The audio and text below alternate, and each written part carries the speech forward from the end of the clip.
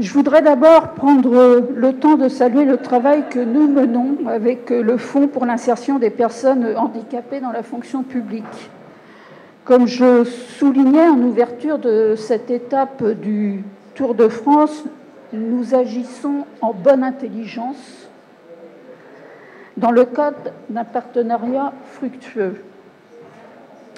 En tant qu'employeur de près de 5000 agents et agentes, le département de Loire-Atlantique se veut évidemment une collectivité exemplaire. À commencer pour les personnes en situation de handicap. Et je pense qu'Ombline Acarion, ma collègue vice-présidente en charge des personnes en situation de handicap, qui va prendre la parole après moi, ne me contredira pas.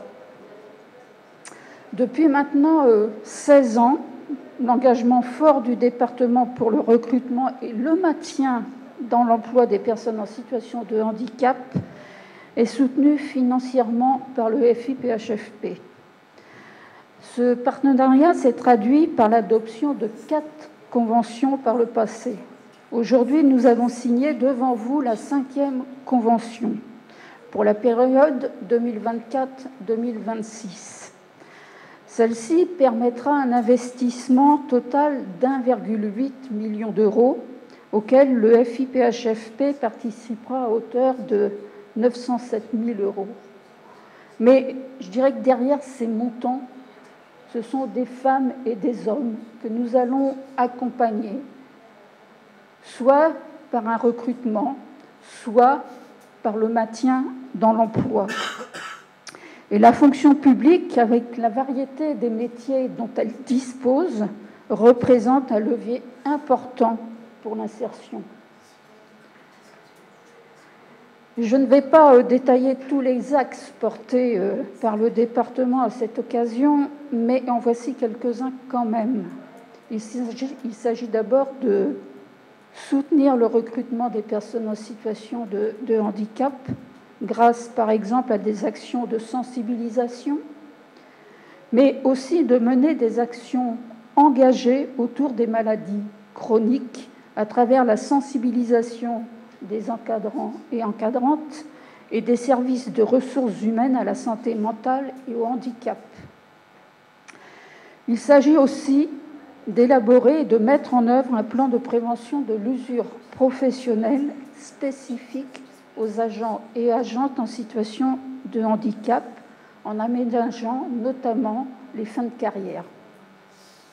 Ces actions et toutes les autres vont bénéficier aux 424 agents et agentes du département porteurs et porteuses d'un handicap. Ils représentent 8,5% du nombre total d'agents de notre collectivité.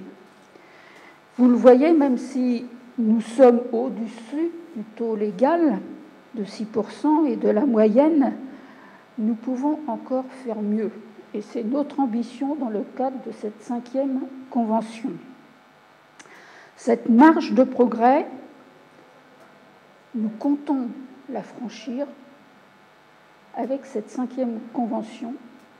Et je dirais que vous en serez les garants au fil de l'eau de cette évolution et de cette volonté politique que nous portons avec Ombline Acarion.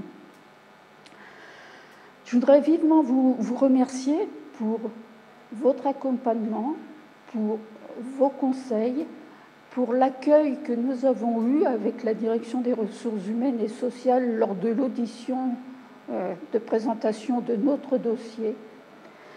Et je voudrais également saluer l'ensemble des acteurs et actrices au sein de notre collectivité. Comme je le disais tout à l'heure, nous avons bien entendu le service ressources humaines, pilier et garant des actions que nous menons, mais nous avons des référents et référentes dans différentes directions. Et c'est aussi grâce à leur mobilisation au quotidien que nous pouvons répondre à cet engagement fort que nous avons pris en ce début de mandat, d'augmenter le taux d'emploi au sein de notre collectivité et en mobilisant toutes nos ressources. Bien entendu, recruter, c'est aussi accompagner au quotidien les femmes et les hommes qui sont porteurs et porteuses d'un handicap. C'est sensibiliser, former les collègues et les encadrants. La formation est aussi un pilier important en matière de ressources humaines. Ce plan d'action, c'est le fruit d'un travail collectif, d'une orientation politique que nous avons portée, que porte Ombeline Acarion. C'est aussi le fruit d'un engagement d'agents et d'agentes qui ont souhaité s'investir dans la rédaction de ce plan d'action. Et je tiens à les en remercier. Dans cette rédaction, il y a aussi les partenaires sociaux, éléments essentiels dans le cadre d'un dialogue social, qui savent aussi être des aiguillons pour nous pousser à aller plus loin. Et les instances paritaires sont aussi des rouages importants dans le dialogue social. Donc, merci à vous de nous accompagner dans cette démarche ambitieuse que nous portons les uns et les autres. Bonsoir à tous. La journée a été longue et c'est difficile de rajouter. Beaucoup de choses a été dit. Merci beaucoup Lydie Mahé pour cette présentation, cet engagement. Moi, je vous propose de faire un petit pas de côté, parce que la priorité du conseil départemental, c'est l'inclusion, c'est l'autonomie des personnes en situation de handicap. Donc, je remercie Lydie et toute l'équipe pour la construction de cette 5e convention. Mais ce qui est vraiment impressionnant, c'est que c'est la 5e. La démarche, elle a été entamée dès 2005 et la fameuse loi et les premières conventions ont été signées la même année, contractualisées depuis 2008, sans discontinuer pour aller toujours plus loin dans l'engagement en ressources humaines du conseil départemental. Et la traduction concrète, en fait, aujourd'hui, c'est la diffusion de tous ces enjeux dans toutes les politiques du département. La traduction concrète, c'est ce lieu. Avant le déjeuner, les personnes qui étaient là ont pu entendre avec quelle volonté, quel impact, quel enthousiasme, en fait, ce nouveau musée d'Aubrey a été reconçu pour accueillir non seulement les collections, mais aussi le public et tous les publics, et comment cette visite, elle est augmentée du fait d'avoir pris en compte tous les handicaps et toute l'accessibilité. On va retrouver cette politique dans toutes les politiques du département. Le sport, la culture, mais également le tourisme, la jeunesse, l'insertion, l'inclusion numérique avec des sites de plus en plus accessibles. On approche, on est vraiment plus très loin, il n'y a plus qu'un seul collège à finir et on aura 100% des collèges du département public accessibles. Notre plan ADAPT arrive à son terme, après il restera à fournir les certificats, mais peut-être que pour l'année 2025, on pourra quand même se dire que pour les 20 ans de la loi de 2005, eh bien, le département de Loire-Atlantique, il est au rendez-vous de l'accessibilité. L'autonomie, c'est bien sûr le travail, mais également, voilà, moi je suis là aussi pour le côté transversalité des politiques publiques. Et via le service handicap, direction handicap autonomie, on va apporter tout ce qui est l'accompagnement et le travail autour du lieu de vie. La clé, c'est les personnes qui ont des capacités, des compétences. Et je terminerai avec un petit clin d'œil sur les Jeux paralympiques qui se sont terminés en beauté dimanche soir et qui sont vraiment l'illustration de ce changement de regard.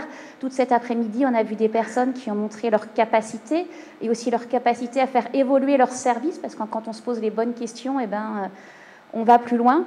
Et on disait hier, j'étais à une journée handicapacité à l'UNESCO avec justement la GFIP qui était très présente, que le sport est un bon vecteur d'inclusion, d'insertion, et j'en profite aussi pour saluer les écoles multisports qui sont mises en place par le département, où on a aujourd'hui des animateurs de sport adapté. Et donc voilà, en fait, ça commence dès enfant, l'inclusion, la socialisation, la mise en place des compétences qui derrière vont pouvoir donner des adultes qui vont pouvoir s'insérer dans le monde du travail, certainement avec un accompagnement, mais aujourd'hui on manque de travailleurs et c'est quand même dommage de se priver de toutes ces compétences. Je vous remercie. Alors, à mon tour de dire quelques mots, mais je vais être assez brève. Moi aussi, je me réjouis beaucoup de signer avec vous cette 5e convention entre le FIPHFP et le Conseil départemental de Loire-Atlantique. Plus de 15 ans de partenariat, ce n'est pas rien. Et puis 15 ans de partenariat extrêmement fructueux, puisque votre taux d'emploi n'a cessé d'augmenter. Vous étiez en 2008 à 3,45% en termes de taux d'emploi, et vous êtes aujourd'hui, à fin 2023, à 8,5%, donc bien au-delà de la référence des 6%. Bravo, on peut vous applaudir, c'est assez exemplaire, avec effectivement, vous l'avez dit, plus de 400 agents sur les 5000 de votre département en situation de handicap. Alors c'est vrai que le handicap, il est au cœur des missions d'un conseil départemental. C'est la collectivité de tête de file pour financer et mettre en œuvre des actions au profit des personnes en situation de handicap. Mais cette convention, au-delà des habitants de votre département, elle est d'abord pour vos agents. Et prendre soin et accompagner vos agents en situation de handicap, ça mérite d'être souligné et accompagné. Voilà, depuis 15 ans, vous avez cette convention avec le FIPHFP. Vous êtes par ailleurs aussi engagé dans des démarches de labellisation, puisque vous avez le label diversité avec l'AFNOR depuis 2021. Donc ça montre bien la mobilisation et la volonté de votre conseil départemental de porter cette politique, que ce ne soit pas juste un affichage, mais vraiment une politique ancrée au sein des ressources humaines, mais pas uniquement, pour accompagner l'ensemble des personnes en situation de handicap. Et c'est vrai que à travers cette convention, donc soutenue par le FIPHFP, vous avez des objectifs très ambitieux en termes de recrutement notamment, puisque avec plus d'une centaine de recrutements, des recrutements d'apprentis, des recrutements de pérennes ou de personnes contractuelles ou stagiaires en situation de handicap.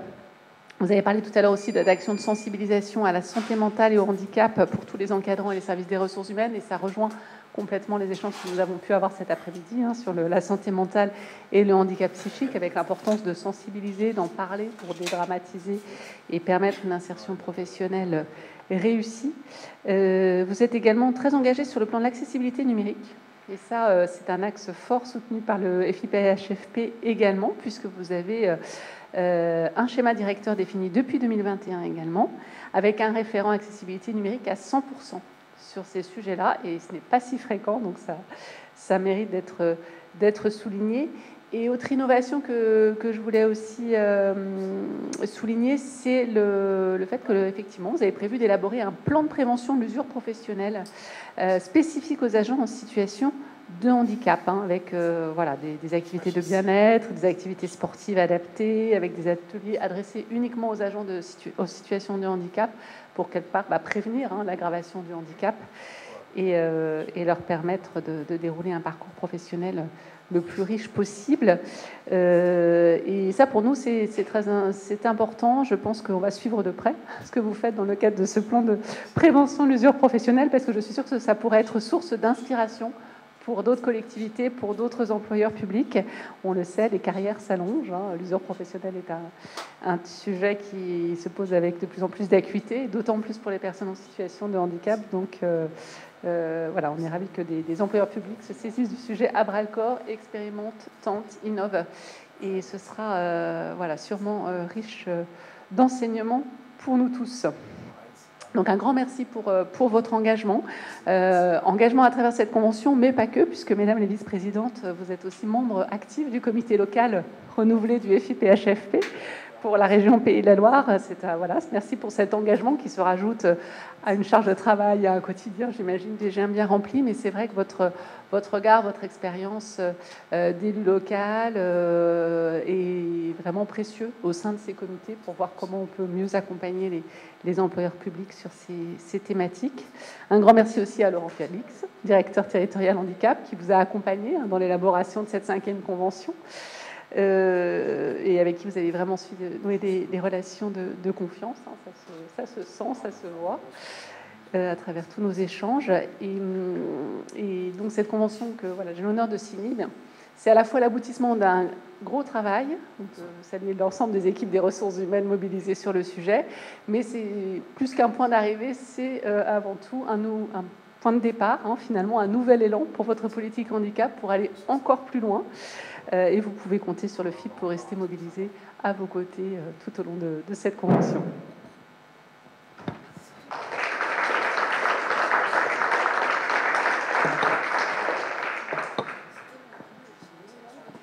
Maintenant, passer à la signature. Allez-y, allez-y.